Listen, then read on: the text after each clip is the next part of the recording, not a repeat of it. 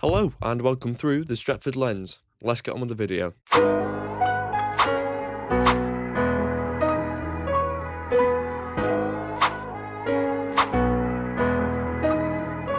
This is my match reaction for the game against Wolves. I'm filming this the morning after the game, so for me it was last night. So I'm going to be thinking about my fresh thoughts on what I saw. Now, going into this game, it was a must-win for Manchester United. I think we all knew that, but I also think that we wanted a clean sheet and a dominant performance. We wanted to look like, yeah, we are the team that is better than these. And at times, we didn't look like that, which is very concerning. At times, we were on the same level as Wolves, a team in the league that are 20th with 2 points, with something like it might be like minus 25 goal difference now with the goals that we put past them. Something like that, or minus 23. I'll pop it up on screen. That is a bad team. This is one of the worst teams the Premier League's ever seen.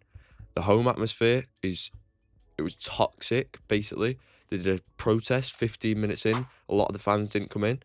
And the fact that we couldn't muster up enough to put them down further, 1-1 it was at half-time. The fact that it was 1-1 at half-time speaks volumes. We won the game 4-1 through individual quality. Players like Mason Mount were brilliant second half. Bruno played a lot better second half. But honestly, if you take a City or an Arsenal, mainly City at the moment, and they went to that ground the same way that we did, they would batter Wolves. I'm talking 7-8-0. And it should have been 7-8-0. What was it? It was 4-1 in the end, wasn't it? 4-1. So we take that because it's good for our goal difference. We've finally got a positive goal difference for the first time in about 4 years, genuinely. So there certainly were positives to take from that game, and if there weren't, then there would be problems. But a lot of fans going into this, including me, said that we needed to get a clean sheet. Lamens hasn't had a clean sheet since his debut against Sunderland. Yeah, I think the fact that we conceded against Wolves, a team who hasn't scored in... How many games is it? I genuinely can't remember. I'll pop it up on screen now. But it's a bad record, okay?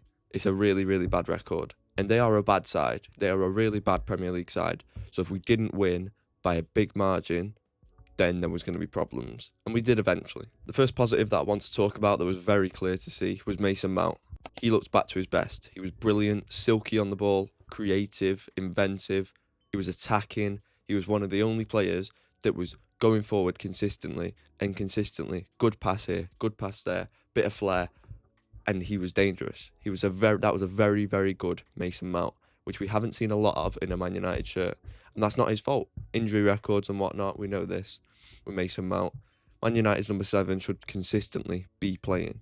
And I hope he continues in this form. But he was the big takeaway, the big positive from this game. He was silky, positive, all the things that you saw on that pitch. That is what Mason Mount can be. He was brilliant. However, now we're going to move into the negative side of things, and we're going to talk about Ruben Amorim's substitutions again. I spoke about it last video, and we've got to talk about it again. The first subs that he made in this game, 2 centre-backs. I don't get why. I still don't get it. I was switching at my TV. I was like, what are you doing? What is the point in that change? I don't get it. Yeah, he switched out the 2 centre-backs. Again, for me, that is a negative. Why would you do that? You're wasting 1, sometimes 2, in this case, 2 substitutions. Another negative that I want to talk about, I know it's been a bit negative so far, but we will get onto the positive stuff, was Matheus Cunha's performance. Now, against his old club, I think he looked like he was trying a bit too hard. That's what I think. He looked like he was trying a bit too hard. And ultimately, he was just giving the ball away, trying to do too much, being dispossessed so easily. He lost the ball more than anyone else, I'm pretty sure. At least it looked like that. He was really poor. Even second half, when we were going forward, his passing was like, what? He had 8 or 9 shots in the end. Not a single one of them was even close. Yeah, he was really poor. So, that was a shame. I think he was just trying too hard. And the next thing that I want to talk about is Ruben Amorim's stubbornness. Now, for me, this is one of the biggest issues that I have with Ruben Amorim as a manager. He's very, very stubborn. Now, I'm not talking about the formation. I'm not going to talk about that anymore. I've spoke about it before. I don't agree with it, but we're going to keep it. So you can keep that formation. However, please change something other than the odd 1 or 2 players here, like in the back 3 or your wing backs. Please change something, aka change the midfield to Bruno, Casemiro. They're there every game. No matter how bad we play, if we lose the midfield battle, if we look out of shape, where there's no balance, he keeps it. Bruno and Casemiro. Now, Bruno will look good in midfield because he gets goals, he gets assists. That's what Bruno is. But he would also do that same job even better further up the pitch in one of the advanced 10 roles. He would. And Casemiro, last night, he should have been brought off about 20 minutes before he did. He looked knackered. Now, I love Casemiro and I love Bruno, but as a midfield 2 against good opposition, we will lose the midfield battle. We will look like we've got no balance because Bruno will either go too far forward or he's too deep. He'll try to play like a quarterback role and he'll be ineffective. It's a waste of his talent and we'll lose the midfield battle because Bruno is not a battler in midfield. Casemiro is, but he's also old and quite slow. So please, just play Mainoo. Start Mainoo for a Premier League game. You haven't done it once. Please just try it. It's not fair just bringing him on with 20 minutes to go in that game.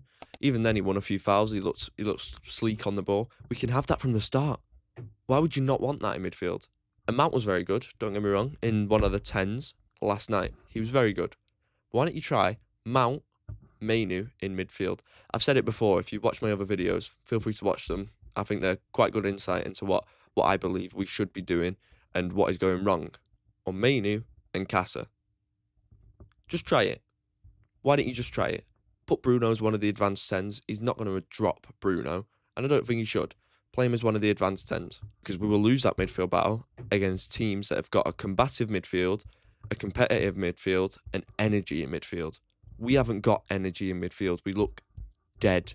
Now, another positive, Martinez being back. I think that he's got a big role to play in this side. His passing, his forward passing is brilliant. His chips over the top for people to run onto, like we saw against City last season. Lisandro to Ahmad, brilliant. We need more of that. And when Maguire's back and Martinez, it's got to be Maguire, Martinez and De Ligt as the back 3. They've got to be the 3. Bosch. They've got to be there. They are solid. Then you got your Heaven, your Yoro and your Maz. Although Maz is going to the AFCON. I'll make a video about AFCON and how it will affect Manchester United at some point as well, as it gets a little bit closer. But overall, the second half performance was decent. We looked a bit better. We looked like we had a bit more oomph about us, which was nice to see. We didn't look dead on our feet anymore like we did in the first half. But why did we look like that in the first half? We were creating chances because this Wolves side, I promise you, it is shocking. It is. If you break through them, you through on goal. We were through on goal like 9-10 times, and we just like fumble over the ball or be a shit slow pass to your teammate. It was like, lads, come on, sort it out. We finally did sort it out second half, and we got it right. We started to score the goals. We should have scored more. We still should have scored more. But do you know what? We take it. 4-1 victory. I was happy with it in the end, but I wasn't happy with conceding the goal. I think that still showed the cracks that are in this squad, and it will continue. We got Bournemouth next game, I think, which is going to be tough. They're not in the best form, though. They're not in the best form, Bournemouth. So it'll be an interesting game. And there we go. That is my match reaction for the game against Wolves, where we won 4-1. I feel like a lot of people are going to be talking about the positives, and I've tried to do a bit of a 50-50. Some positive, some negative. Let me know your thoughts in the comments, guys. And I'll see you next time through the Stretford lens. Take care. I step off the train, I'm walking down your street again.